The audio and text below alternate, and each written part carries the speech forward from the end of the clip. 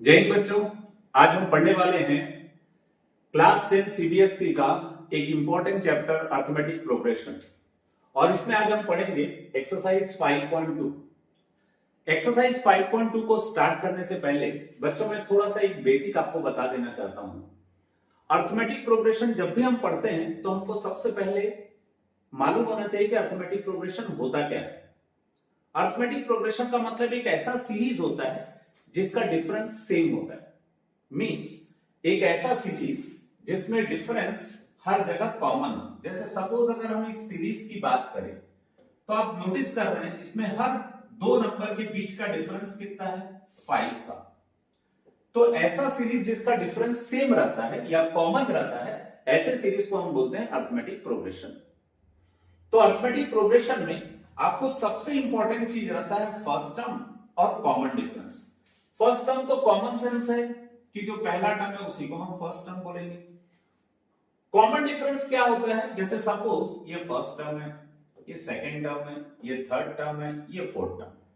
Common difference का मतलब होता है हम उसको निकाल सकते हैं second term minus first term से, या हम उसको कैसे निकाल सकते हैं third term minus second term से, या कैसे निकाल सकते हैं fourth term minus third term से।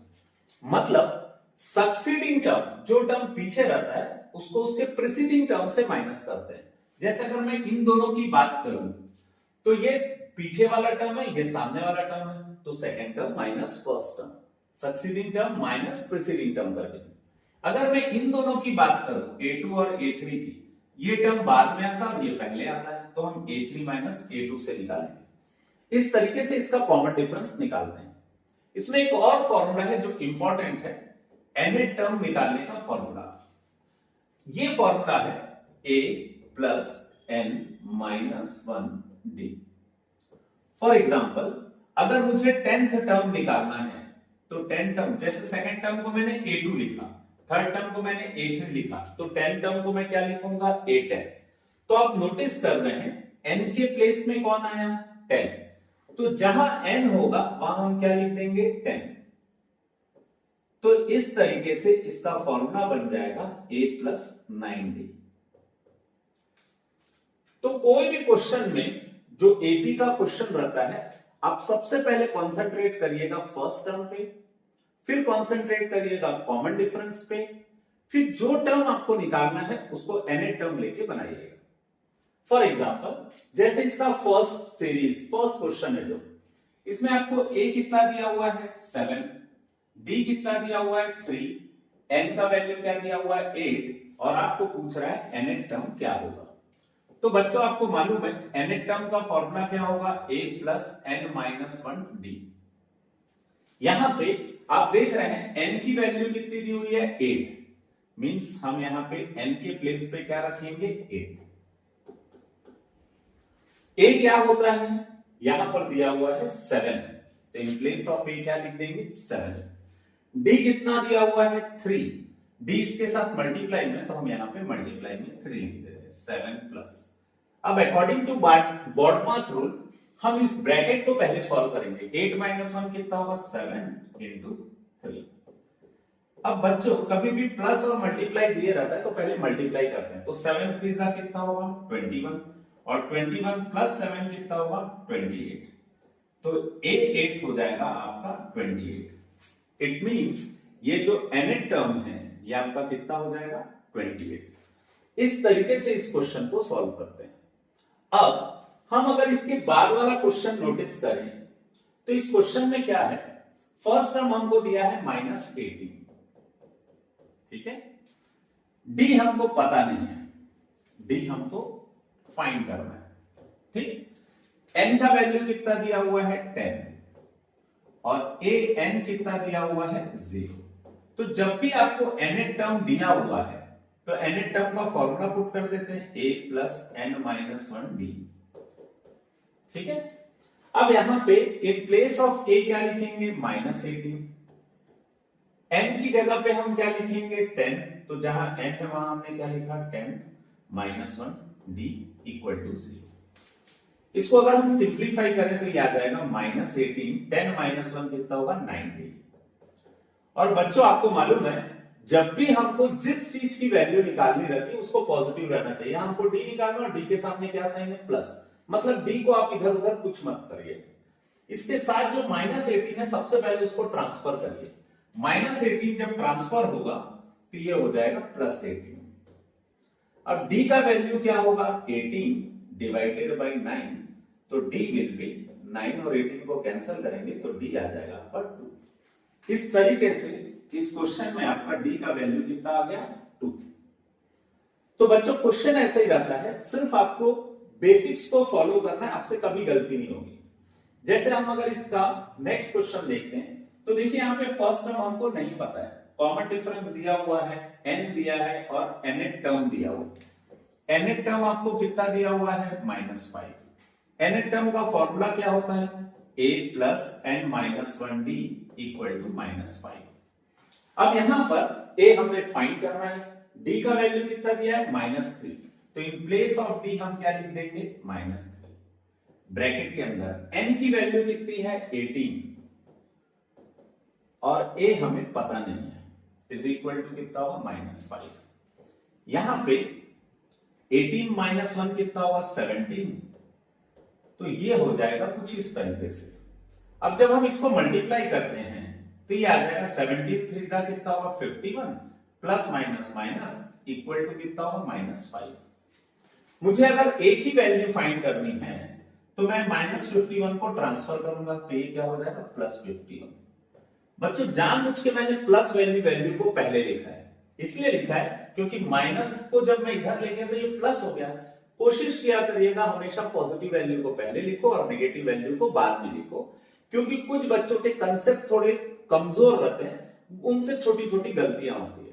जैसे यहां पे सपोज 51 और 5 को मैंने माइनस किया तो ये आ जाएगा 46, तो a का वैल्यू आ गया आपका 46। अब हमसे गलतियां क्या होती है वो देख लेते हैं। जैसे सपोज मैंने यहां पे लिखा हुआ है, मैंने नोटिस किया ये चीज को, मैं उसको बता रहा हूं आपको, a माइनस 51 इक्वल टू -5 हमने लिखा है। सपोज हमें a का वैल्यू फाइंड करना है और मैंने 51 को इधर ले गया, तो मोस्टली बच्चे कंफ्यूज हो जाते हैं, वो माइनस पे कॉन्सेंट्रेट नहीं करते, वो किस पे कॉन्सेंट्रेट करते हैं, प्लस पे। तो 51 और 5 को प्लस करके वो 56 लिख देते हैं और ये छोटी सी गलती उनको बहुत भारी पड़ती है। इसलिए बच्चों कोशिश किया करिएगा पॉजिटिव वैल्यू को पहले रखा करिएगा और नेगेटिव वैल्यू को बाद में रखा करिएगा, ताकि आपसे जो छोटी गलतियां होती है वो अवॉइड हो सके। ठीक है, तो ऐसा मत बनाइएगा, कोशिश करिएगा। ये आपके कंसेप्ट अच्छे हैं तो कोई दिक्कत नहीं, ऐसे में भी आप बना सकते हैं। एक वैल्यू पॉजिटिव एक वैल्यू नेगेटिव है तो आप क्या करेंगे, माइनस करेंगे। 51 और 5 को माइनस करेंगे तो कितना आ जाएगा, 46। साइन किसका लगाते हैं, जो बड़ा रहता है, बड़ा कौन है, 51, तो प्लस का साइन लगेगा। इस तरीके से भी ये क्वेश्चन को बना सकते हैं। अब नेक्स्ट क्वेश्चन को हम देखते हैं। नेक्स्ट क्वेश्चन ये, इसमें अगेन आपको क्या दिया हुआ है, nth टर्म दिया हुआ है 3.6। nth टर्म कितना दिया हुआ है, 3.6। nth टर्म का फॉर्मूला क्या है, a plus n minus 1d equal to 3.6। nth term का हमने फॉर्मूला लिख दिया।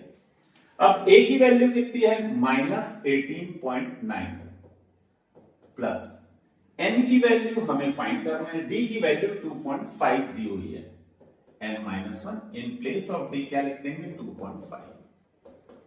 ठीक, अब -18.9 को ट्रांसफर करेंगे तो वो क्या हो जाएगा, +18.9। 3.6 में 18.9 को हम प्लस कर देते हैं। अब ये हो जाएगा 22.5 और यहां बचा n-1 इंटू 2.5। अब हमें n की वैल्यू अगर फाइंड करनी है तो हमें क्या करना पड़ेगा, ये 2.5 को नीचे डालना पड़ेगा। अब आप एक चीज देख रहे हैं बच्चों, पॉइंट वाले क्वेश्चंस में बहुत सारे बच्चों को दिक्कत होती है।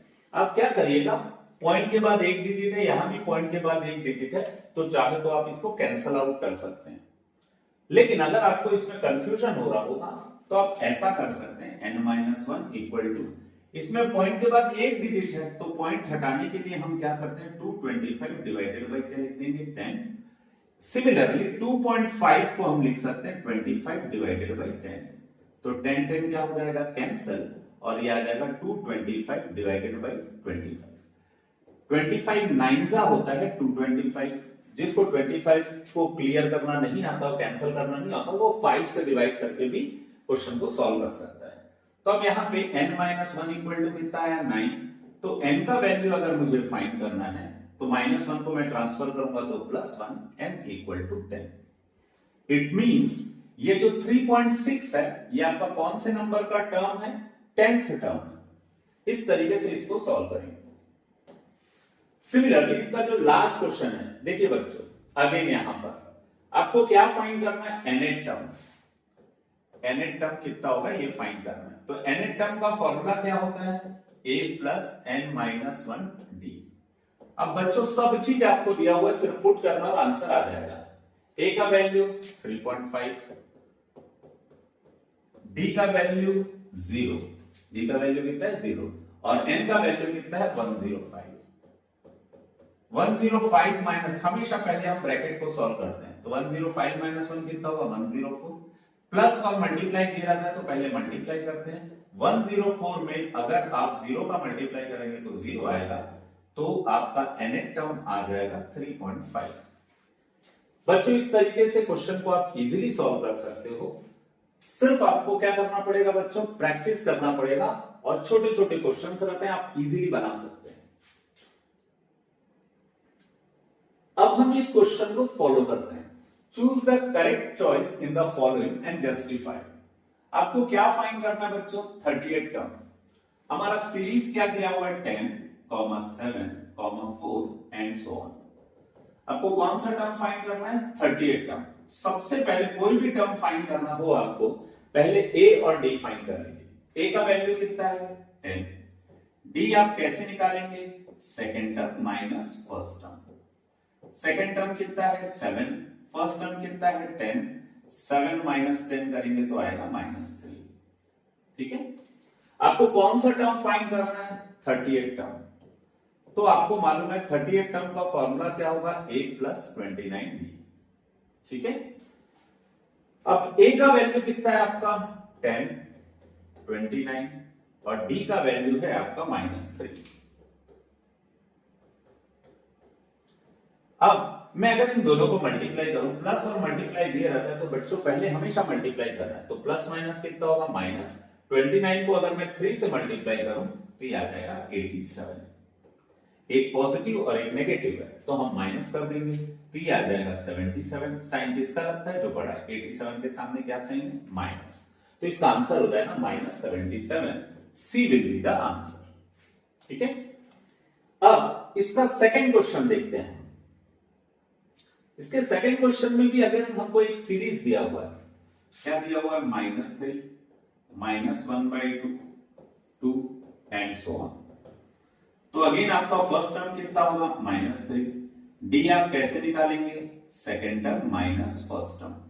सेकेंड टर्म कितना आपका? -1/2। फर्स्ट टर्म कितना आपका? 3। बच्चों कोई भी चीज फ्रैक्शन में रहता है तो हमेशा आपको एलसीएम निकालना है, डायरेक्ट माइनस नहीं करना है। तो अगर आप इसका एलसीएम निकालो तो कितना आएगा? 2। 1 को 1 से मल्टीप्लाई किए -1, 2 को 3 से मल्टीप्लाई किए 6, तो ये आ जाएगा -7/2। आपका a आ गया, आपका d आ गया, और आपको फाइंड क्या करना है? 11 टर्म। जब भी बच्चों हमको 11 टर्म फाइंड करना है तो सबसे पहले हम हमेशा क्या लिखते हैं? a। तो आप ऐसा भी दिमाग लगा सकते हो, 11 टर्म आपको लिखना है, 11 टर्म आपको लिखना है। पहले आपने एक टर्म लिख दिया, अब आपको कितने टर्म लिखने हैं? 10, और सबका डिफरेंस सेम है इसलिए आप इसके साथ क्या लगा देंगे? 10। फॉर एग्जांपल अगर आपको 19 टर्म फाइंड करना है तो पहले आप a लिख दिए, 19 में से एक टर्म आपने लिख दिया, तो अब आपको 18 टर्म लिखना है तो 18 के साथ d लगा। इस तरीके से बच्चों फॉर्मूला आप इजीली बना सकते हैं। अब यहां पे हम a और d की वैल्यू पुट कर देते हैं। a की वैल्यू कितनी है? -3 प्लस 10, और d की वैल्यू है -7/2। मल्टीप्लाई हो तो 2 और 10 कट जाएगा, ये हो गया -3 प्लस 5 × -7, प्लस माइनस 5 7 35, -3 -35 -38। इस तरीके से आपका 11 टर्म आ गया -38। तो अगेन इसका भी आंसर कितना होगा? सी। इस तरीके से ये क्वेश्चन बन जाएगा।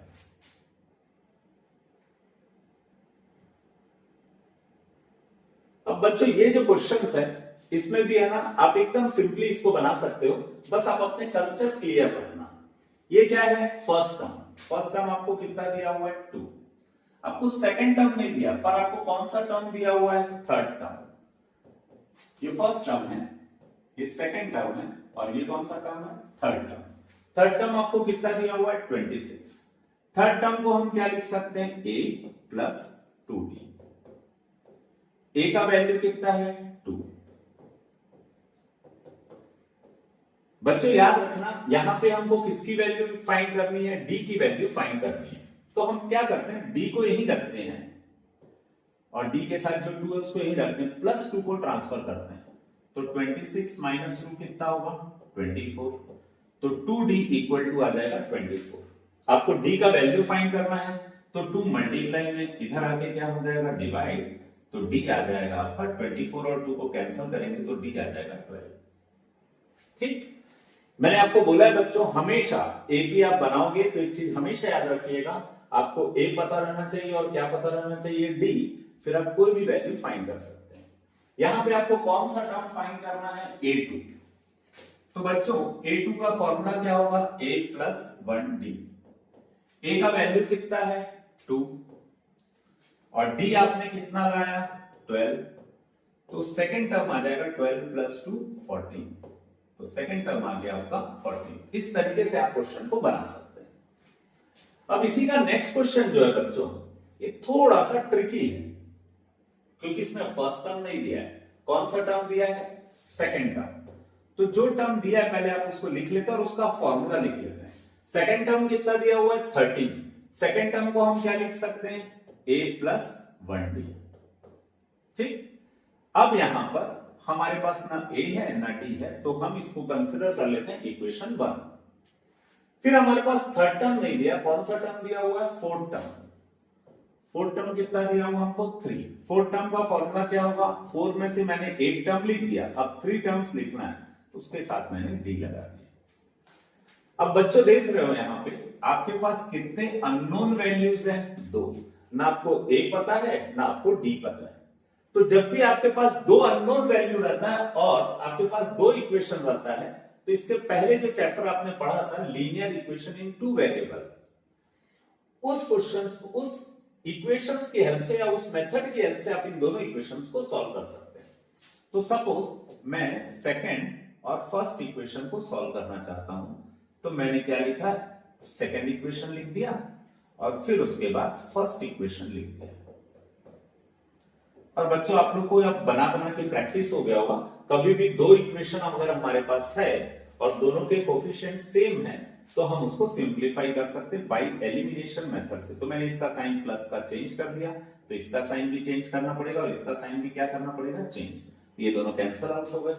ये है 3d और इसके सामने कुछ नहीं है, मतलब कितना होगा, 1। तो 3d माइनस 1d कितना होगा, 2d। सिमिलरली ये क्या है, 3 और ये क्या है, -13। एक प्लस है और एक माइनस है, तो क्या करेंगे, -13 और 3 को माइनस करेंगे तो कितना आएगा, 10। साइन किसका लगाते हैं, जो वैल्यू बड़ा है, तो हमने यहां पे लगाया -10। बच्चों क्वेश्चन में ना एकदम छोटी छोटी गलतियां होती है, इसीलिए आपको उसको ध्यान से देखना है और आराम से बनाना है। जैसे यहां पे आपको अब d फाइंड करना है, तो d कैसे फाइंड करेंगे आप, यहां पे है -10 और ये जो 2 मल्टीप्लाई में वो डिवाइड हो जाएगा, तो d इक्वल टू कितना होगा, -5। फिर आपको लीनियर इक्वेशन का एकदम थंब रूल मालूम है, कभी भी दो इक्वेशन को सॉल्व करते हैं तो एक आंसर आता है। इस आंसर को किसी भी एक इक्वेशन में पुट कर देते हैं जो आपको इजी लगता है।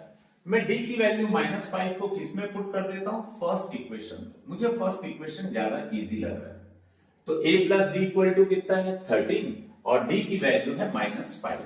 d की वैल्यू हमने क्या पुट कर दिया, -5। तो हमारा a आ जाएगा, -5 जो है वो उधर ट्रांसफर होगा तो क्या होगा, +5। तो a इक्वल टू आ गया आपका 18, मतलब आपका फर्स्ट टर्म आ गया।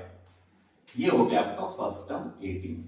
अब आपको क्या फाइंड करना है, किस बॉक्स को फाइंड करना है, थर्ड टर्म को फाइंड करना है। थर्ड टर्म का फॉर्मूला क्या होता है आपको मालूम ही है, a प्लस 2d।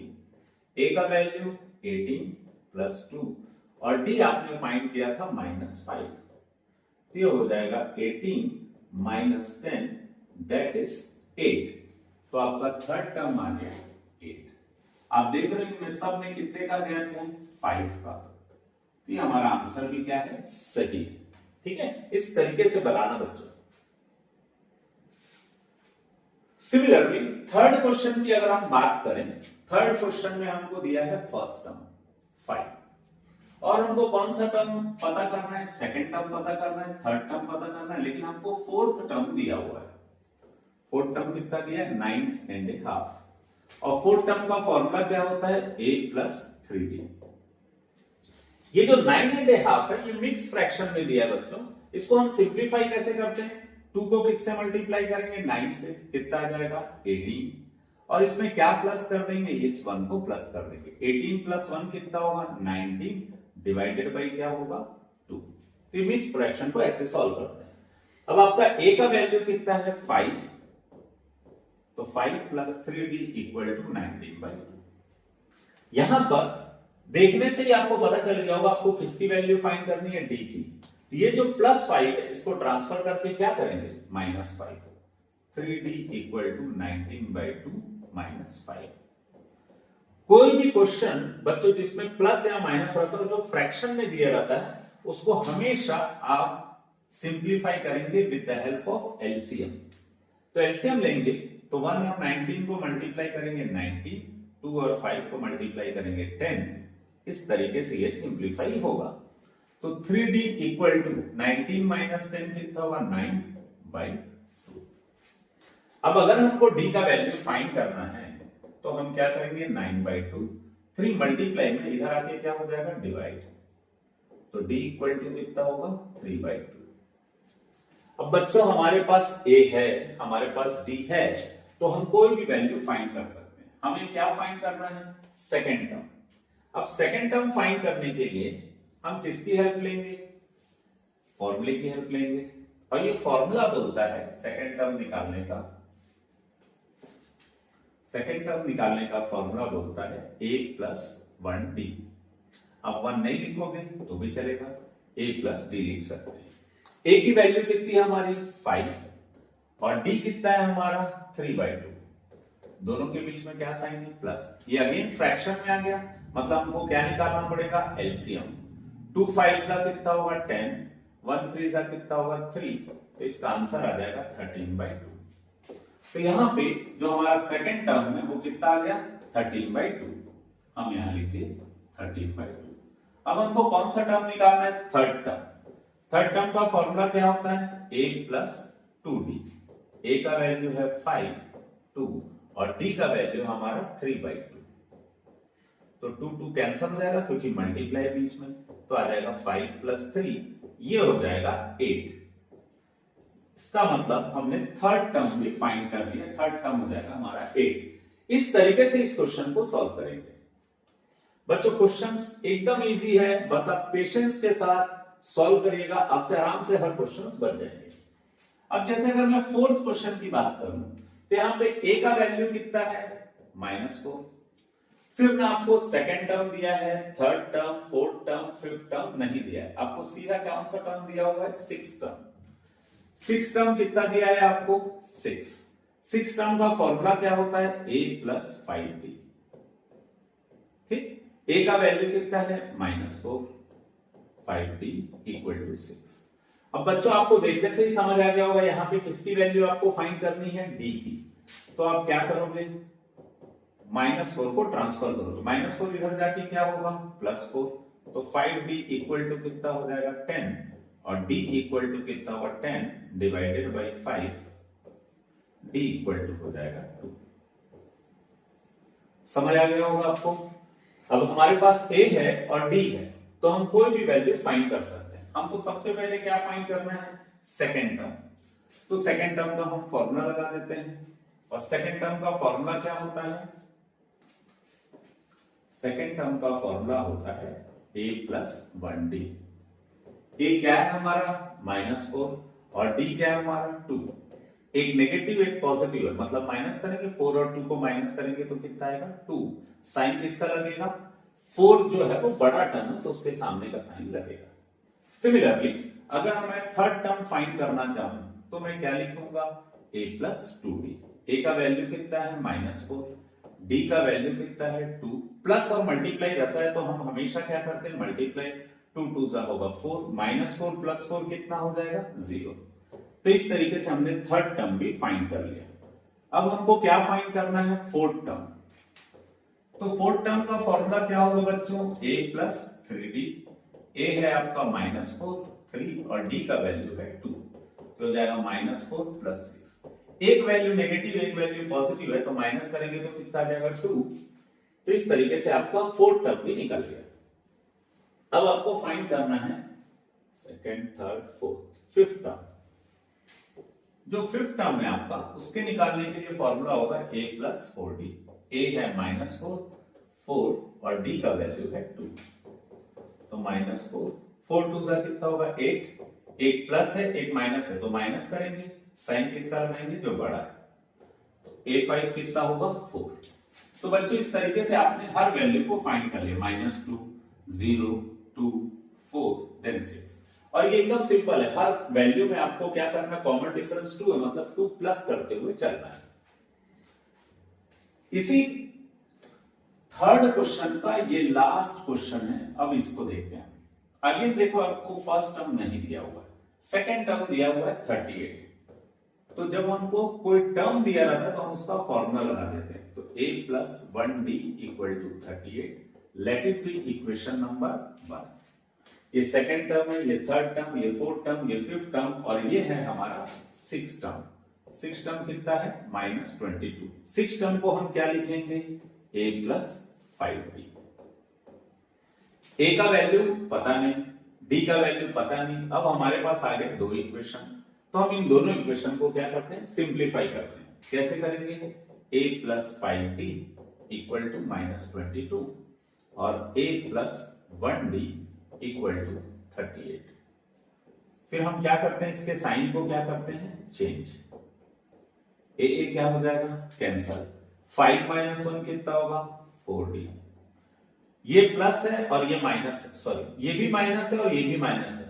तो जब सेम साइन रहता है तो हम हमेशा क्या कर देते हैं, प्लस कर देते हैं। तो इन दोनों को प्लस करेंगे तो कितना आएगा 60। ये नेगेटिव है और ये नेगेटिव है तो आंसर भी क्या आ जाएगा, नेगेटिव। अब अगर हमें d की वैल्यू फाइंड करनी है तो 4 मल्टीप्लाई में 4 यहां पे आके क्या हो जाएगा, डिवाइड। तो d इक्वल टू हो जाएगा -60 divided by 4, d equal to हो जाएगा -15। ये आ गया हमारा d। जब हमारे पास दो इक्वेशन रहता है हम उसको सॉल्व करते हैं तो हमेशा हमारे पास एक आंसर आता है। इस आंसर को हम किसी भी एक इक्वेशन में पुट कर देते हैं जो हमको इजी लगता है। तो यहां पे मुझे फर्स्ट इक्वेशन इजी लग रहा है, a plus d equal to कितना दिया हुआ है 38। a का वैल्यू पता नहीं पर d का वैल्यू है -58। तो a इक्वल टू कितना हुआ 38, -15 को अगर हम ट्रांसफर करें तो ये हो जाएगा +15 और ये हो जाएगा 53। तो इस तरीके से हम a की वैल्यू फाइंड कर लिए और किसकी वैल्यू फाइंड कर लिए, d की। अब हम बचे हुए वैल्यूज को फाइंड करते हैं। अब देखिए यहां पर आपको सबसे पहले a1 फाइंड करना था जो आपने फाइंड कर लिया है 53। फिर आपको a2 दिया हुआ है, अब आपको फाइंड करना है थर्ड टर्म। क्या फाइंड करना है आपको, थर्ड टर्म। थर्ड टर्म का फॉर्मूला क्या होता है, a प्लस 2d।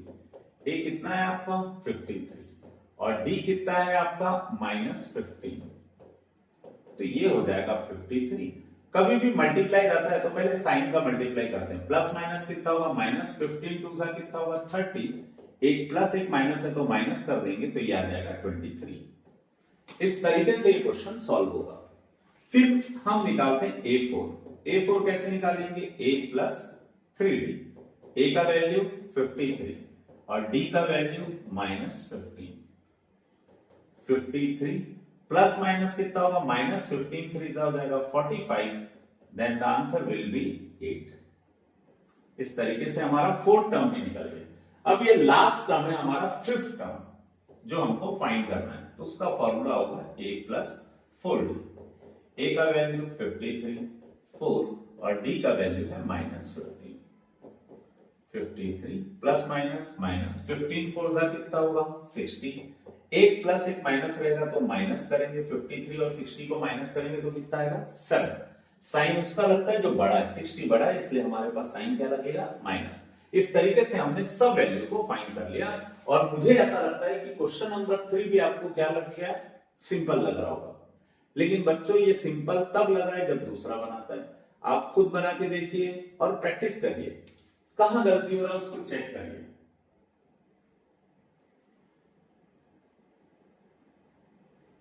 इस एक सीरीज दिया हुआ है हमको 3, 8, 13, 18 ऐसा एक सीरीज दे रहा है।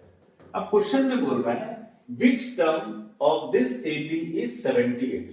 हम ऐसा एक सीरीज लिखते जा रहे हैं, इस सीरीज में कहीं पर तो 78 आएगा। तो आपसे क्वेश्चन में पूछ रहे हैं कि कौन सा टर्म है। तो बच्चों एक चीज हमेशा याद रखना, जो टर्म हमको पता नहीं है उसको हमेशा nth टर्म लेना। तो हमको यहां पर 78 कौन सा टर्म है पता नहीं, तो let 78 be the nth term, हम ऐसा लिख लेते हैं। ठीक है, अब nth टर्म को अगर हमने 78 लिया तो nth टर्म का फॉर्मूला क्या होता है, a plus n minus 1 D. बच्चों मैंने आपको शुरू में ही बता दिया था एपी को सॉल्व करना एकदम इजी है अगर आपके पास a और d रहा। a आपके लिए फाइंड करना बाएं हाथ का खेल है, a यानी होता है फर्स्ट टर्म में 3, d कैसे आप निकाल सकते हैं, second term minus first term. Second term क्या है हमारा 8, फर्स्ट टर्म क्या है हमारा 3, 8 और 3 को माइनस करेंगे तो कितना आएगा 5। तो बच्चों जो जो वैल्यू आपको पता है आप उसको इसमें पुट कर दीजिए। जैसे आपको मालूम है a कितना है 3, n माइनस 1, d कितना है 5 इक्वल टू 78। अब यहां पर आपको फाइंड करना है एक unknown value that is n। तो n को छोड़ के बाकी को उधर ले जाते हैं। तो सबसे पहले कौन उधर जाएगा 3, प्लस 3 को जब हम ट्रांसफर करेंगे तो ये बन जाएगा -3, 78 माइनस 3 हो जाएगा 75। तो n minus 1 into 5 equal to कितना होगा 75। अभी हमको n का वैल्यू फाइंड करना, मतलब n के साथ जितने सबको ट्रांसफर करना है। सबसे पहले 1 नहीं जाएगा, कौन जाएगा 5 मल्टीप्लाई में इधर आके क्या हो जाएगा डिवाइड। तो n minus 1 equal to 75 multiply वाला 5 इधर जाके डिवाइड हो जाएगा, ये आ जाएगा 15। n माइनस 1 इक्वल टू कितना होगा 15। तो n का वैल्यू फाइंड करना है, -1 को ट्रांसफर करेंगे तो +1 हो जाएगा, n इक्वल टू कितना होगा 16। इस तरीके से आपका n का वैल्यू आ गया। तो आप ये बोल सकते हैं 78 कौन से नंबर का टर्म है, n की जगह 16 रखेंगे तो 16th टर्म। 78 आपका कौन सा टर्म है 16th टर्म। आप यहां पर क्लियरली मेंशन करिएगा 78 is the 16th term of AP, term of this AP। इस तरीके से बच्चों क्वेश्चन बनेगा।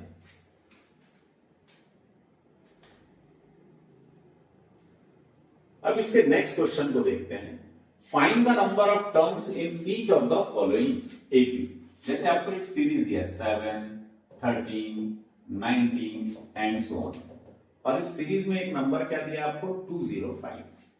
तो अब आपसे पूछ रहा है ये कौन से नंबर का टर्म है, या इस एपी में ये लास्ट टर्म है, तो कौन कितने टर्म इसमें है ये पूछ रहा है। क्वेश्चन में पूछ रहा है find the number of terms in each of the following AP. इसमें कितने टर्म्स है, तो हमको कितने टर्म्स है ये पता नहीं है, लेकिन पता है कि ये लास्ट टर्म है।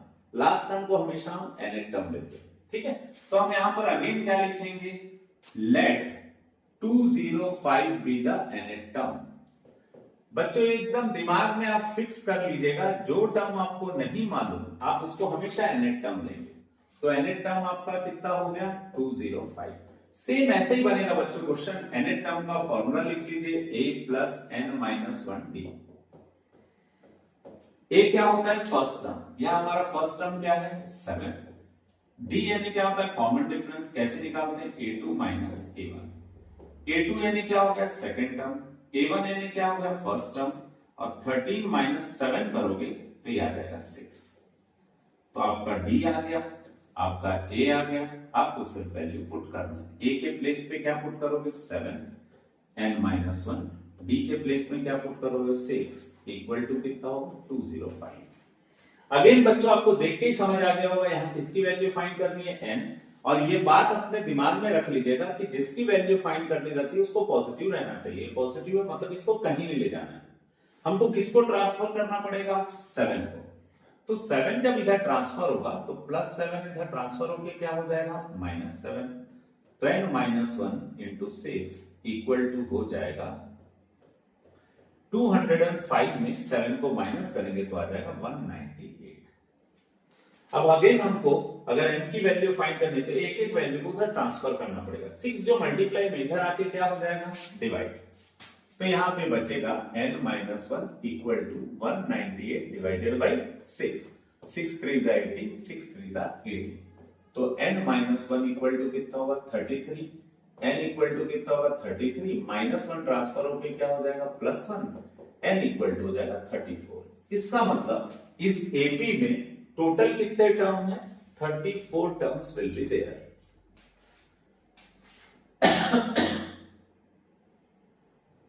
अब इसी का जो सेकंड क्वेश्चन है इसको हम सॉल्व करते हैं। इस सेकंड क्वेश्चन में देखो फ्रैक्शन आ गया।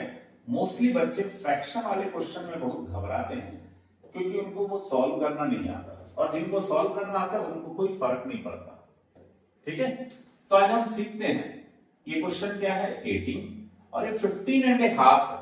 आप अगर उसको मिक्स फ्रैक्शन में है उसको फ्रैक्शन में बनाना चाहो तो 2 को 15 से मल्टीप्लाई करो, कितना आ जाएगा 30, 30 में 1 को प्लस करो तो ये आ जाएगा 31/2, 30 एंड सो ऑन। तो ये सीरीज आ गया, थोड़ा सा सिंपलीफाई हो गया। अब हम यहाँ पे फर्स्ट टर्म कितना लेंगे 18, कॉमन डिफरेंस हम कैसे निकालेंगे second term minus first term. हमारा सेकंड टर्म कितना है 31/2, हमारा फर्स्ट टर्म कितना है 18। अब यहां आने के बाद भी बच्चे लोग कंफ्यूज होते हैं, कोई भी चीज फ्रैक्शन में रहेगा तो हमेशा उसका क्या निकालते हैं हम एलसीएम। तो एलसीएम कितना आएगा 2, 1 31 से मल्टीप्लाई होगा 31, 2 18 से मल्टीप्लाई होगा तो कितना होगा 36, 31 और 36 को माइनस करेंगे तो कितना आएगा -5/2, तो डी का वैल्यू आ गया -5/2। ये डी शायद आपको समझ आ गया होगा, ए आ गया डी आ गया। अब हमको फाइंड करना है -47 कौन सा टर्म है। तो बच्चों ये तो एकदम सिंपल सी बात है, let -47 be the nth term, -47 be the nth term. हम ऐसा ले लेते हैं, nth टर्म कितना हो गया -47। nth टर्म का फॉर्मूला कितना होगा a + n-1d। ठीक है, a का वैल्यू कितना है 18 + n-1, d का वैल्यू कितना है -5/2 इक्वल टू हो गया -47। अब बच्चों आपको यहाँ पे n फाइंड करना है तो ऑब्वियसली +18 उधर ट्रांसफर होगा तो कितना होगा -18, तो हो जाएगा n-1 इंटू -5/2 और इधर -47 +18 है, इधर ट्रांसफर होगा तो कितना होगा -18, -47 -18 कितना होगा -65। अब ये जो मल्टीप्लाई है ये पूरा का पूरा यहां आके क्या हो जाएगा डिवाइड। कोई भी चीज जो मल्टीप्लाई में रहता है इक्वल टू उस तरफ ट्रांसफर करते हैं तो वो क्या हो जाता है डिवाइड। ये हो जाएगा n-1 इक्वल टू -65। ये क्या लिखा हुआ है डिवाइड, डिवाइड को अगर हम इनटू करेंगे तो 2 कहां चले जाएगा ऊपर और -5 कहां जाएगा नीचे, माइनस माइनस क्या हो जाएगा कैंसिल, और ये कैंसिल होके कितना आ जाएगा 13 into 2 that is 26। Again n की वैल्यू फाइंड करनी है तो -1 को अगर हम ट्रांसफर करें तो ये इधर जाके क्या हो जाएगा +1, 26 + 1 कितना होगा 27। तो आपका -47 कौन सा टर्म होगा 27th टर्म होगा। इसका मतलब इस सीरीज में टोटल कितने टर्म है 27 टर्म्स है। बस इस तरीके से आपको बनाना है।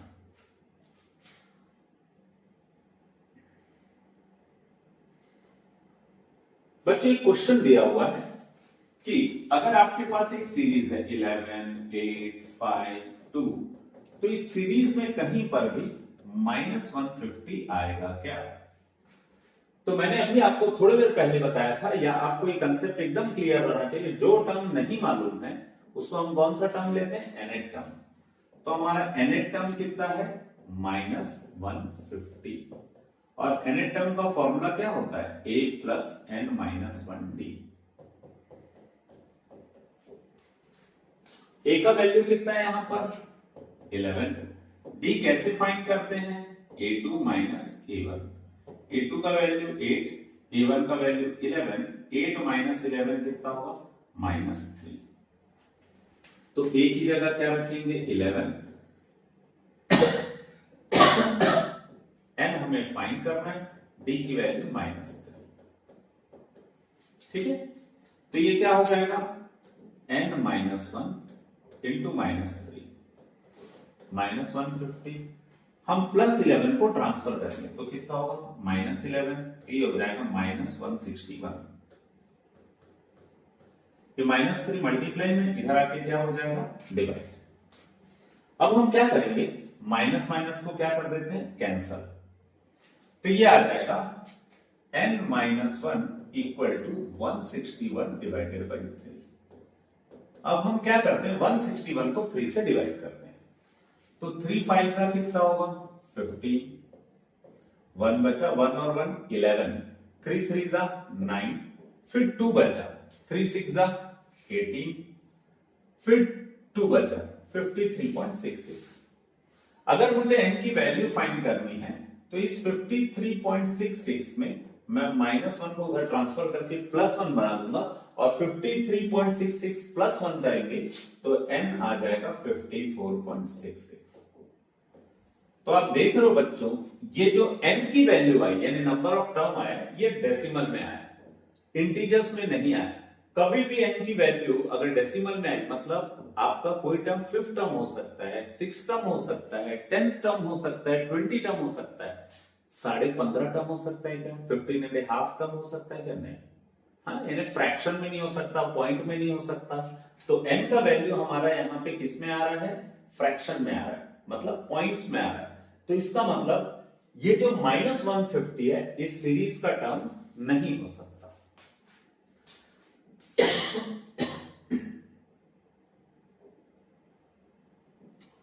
Next question, find the 31st term. आपको क्या फाइंड करने बोल रहा है? 31st टर्म क्या होगा?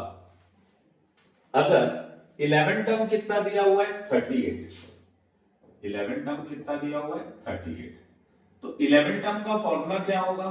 a plus 10d equal to 38। ये हो गया first term, first equation. Next दिया है 16 टर्म इज 73। 16 टर्म का फॉर्मूला क्या होगा? a plus 15d।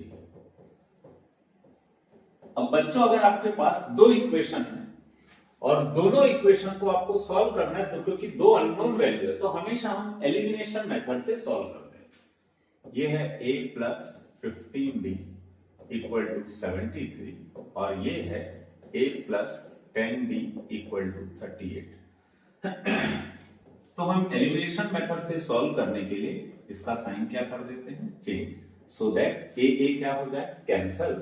15d minus 10d क्या हो जाएगा? 5d।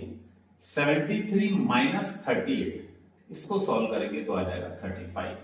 तो d का वैल्यू कितना आएगा? 35 divided by 5, d will be 7। देखो, कभी भी दो इक्वेशन को सॉल्व करने से अगर एक आंसर आ गया, तो इस आंसर को हम हमेशा क्या करते हैं? किसी भी एक इक्वेशन में पुट कर देते हैं जो हमको इजी लग रहा है।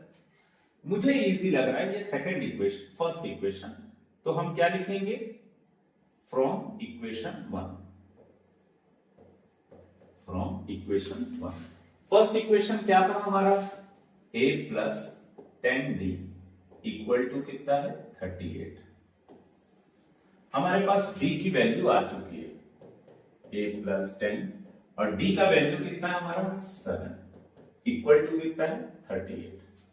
ये हो जाएगा a प्लस 10 इंटू 7 कितना होगा? 70 इक्वल टू 38। a का वैल्यू फाइंड करना है, प्लस 70 उधर जाके क्या होगा? -70।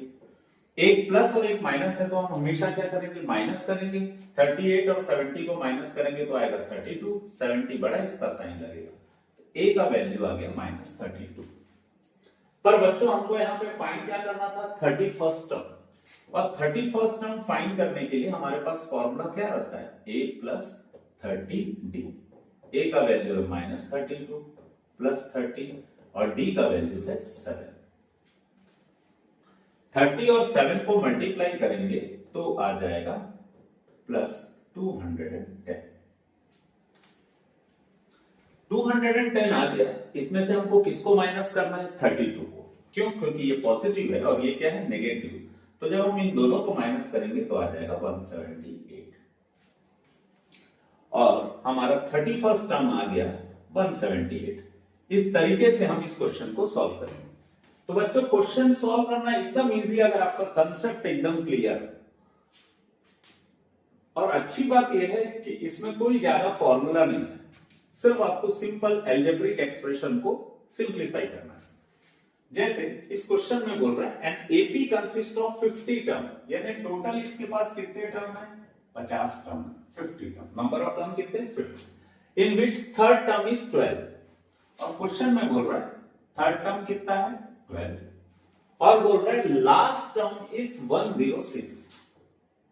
अब इसमें ना कई बच्चे कंफ्यूज हो जाते हैं, लास्ट टर्म कितना दिया हुआ है, 106। अब बच्चों अगर लास्ट टर्म आपको 106 दिया है तो कितने टर्म है टोटल, 50। तो 106 कौन से नंबर का टर्म होगा, ऑब्वियसली nth टर्म, और n के प्लेस में आप क्या रखोगे, 50, क्योंकि n की वैल्यू क्वेश्चन में कितनी दी है, 50। तब आप अगेन देख रहे हो, नोटिस कर रहे हो, आपके पास दो वैल्यूज दी हुई है पर a और d नहीं दिया है, तो आप इसको क्या बनाएंगे, इक्वेशन। जैसे थर्ड टर्म का वैल्यू कितना दिया है, 12, थर्ड टर्म को हम क्या लिख सकते हैं, a प्लस 2b, ठीक। तो ये हो गया फर्स्ट इक्वेशन। सिमिलरली a50 कितना है, 106। a50 का फॉर्मूला क्या होगा, a plus 49d equal to 106। Let it be equation number 2। अब हमारे पास दो इक्वेशन आ गया, एक ये वाला है और एक ये वाला है। दो इक्वेशन जब भी आते हैं तो हम उसको एलिमिनेशन मेथड से सॉल्व करते हैं। a plus 49d equal to कितना है, 106, और a plus 2d equal to कितना है, 12। ठीक है, तो हम यहां पे साइन को क्या करते हैं, चेंज। a क्या हो जाएगा, कैंसल। 49d माइनस 2d करोगे तो कितना आ जाएगा, 47d। 106 माइनस 12 करोगे तो कितना आ जाएगा आपका, 94। इन दोनों को हमने माइनस किया, साइन हमेशा किसका लगेगा, जो बड़ा, बड़े के सामने क्या साइन है, प्लस। इन दोनों को माइनस करेंगे तो भी हमारे सामने क्या साइन लगेगा, प्लस। अब हमको अगर d का वैल्यू फाइंड करना है तो 94 47 मल्टीप्लाई में इधर आके क्या हो जाएगा, डिवाइड। तो d इक्वल टू कितना आ गया, 2। d का वैल्यू कितना है हमारा, 2। जब हमारे पास d आ गया दो इक्वेशन को सॉल्व करने से, तो हम इस d की वैल्यू को किसी भी एक इक्वेशन में पुट कर देते हैं जो हमको इजी लग रहा है। तो बच्चों यहां पर मुझे ऐसा लगता है ये इक्वेशन ज्यादा इजी है, सेकंड वाला, फर्स्ट वाला सॉरी। तो हम a plus 2d equal to कितना दिया हुआ है, 12, हम d के प्लेस पे क्या पुट कर देते हैं, 2।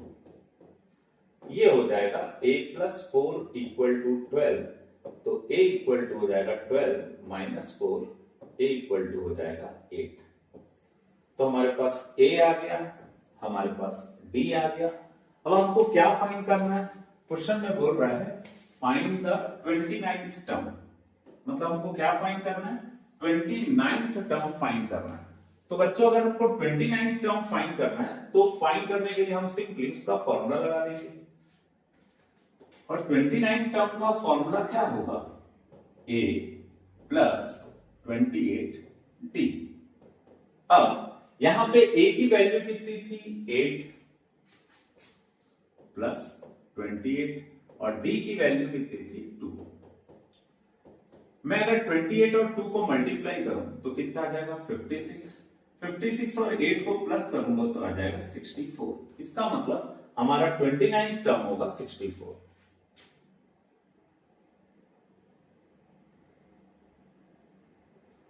क्वेश्चन नंबर 9 देखते हैं।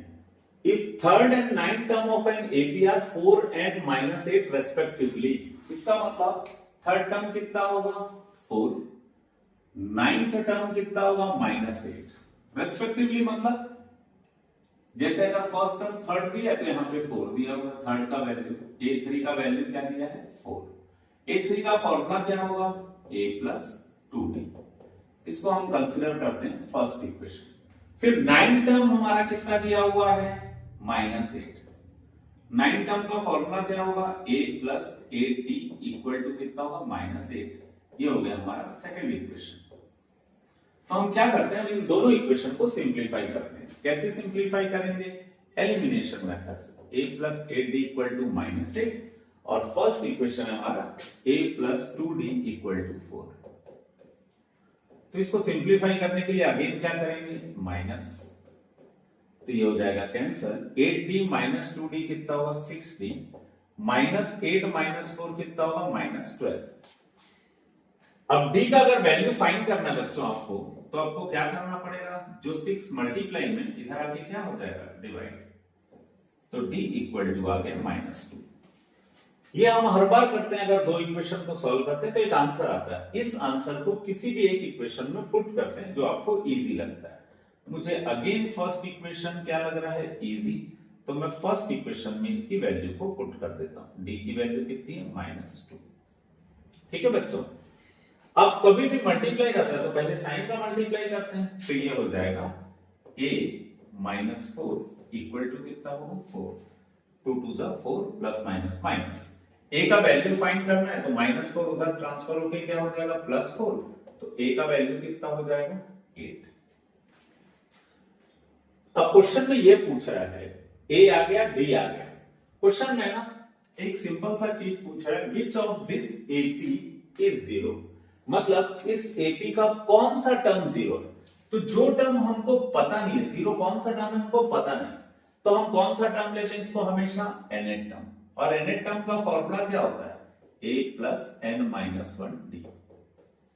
ठीक है, अब a की वैल्यू हम क्या लेंगे 8, n हमें पता नहीं है, और d की वैल्यू हमने फाइंड की थी -2। ठीक, अब इसको दो तरीके से बना सकते हैं बच्चों। पहले हम ट्रेडिशनल तरीका जो है 8 को हम क्या करते हैं ट्रांसफर कर देते हैं, तो +8 है, इधर जाके क्या होगा -8, 0 - 8 कितना होगा -8। ये -2 जो मल्टीप्लाई में इधर आके क्या हो जाएगा डिवाइड, तो -2 - 8 कैंसिल होगा तो कितना आ जाएगा 4। अब बच्चों सिर्फ एक ही स्टेप बाकी है, n का वैल्यू फाइंड करना है। तो n की वैल्यू को फाइंड करने के लिए हम क्या करते हैं 1 को ट्रांसफर कर देते हैं। यहां तक तो मेरे ख्याल से हो सकता है कई बच्चे मन में ही जवाब दे चुके हैं इसका, और वो जवाब उनका सही भी है।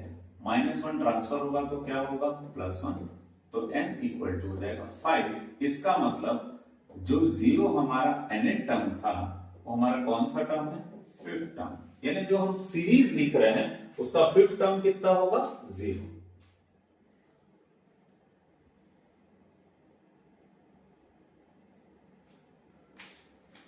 देखो क्वेश्चन बच्चों एकदम सिंपल है, पर मोस्टली बच्चों से इसलिए नहीं बनता है क्योंकि उनको इंग्लिश नहीं समझ आता है, और इसको इंग्लिश को समझना एकदम सिंपल है बच्चों। क्या बोल रहे हैं 17 टर्म ऑफ एन एपी, यानी किसी भी एपी, एक एपी है जिसका 17 term exceeds its 10 term by 7, वो अपने 10 टर्म से 7 ज्यादा है। इसका मतलब 17 टर्म जो है वो 10th टर्म से कितना ज्यादा है 7 ज्यादा है, मतलब दोनों का डिफरेंस कितना होगा 7।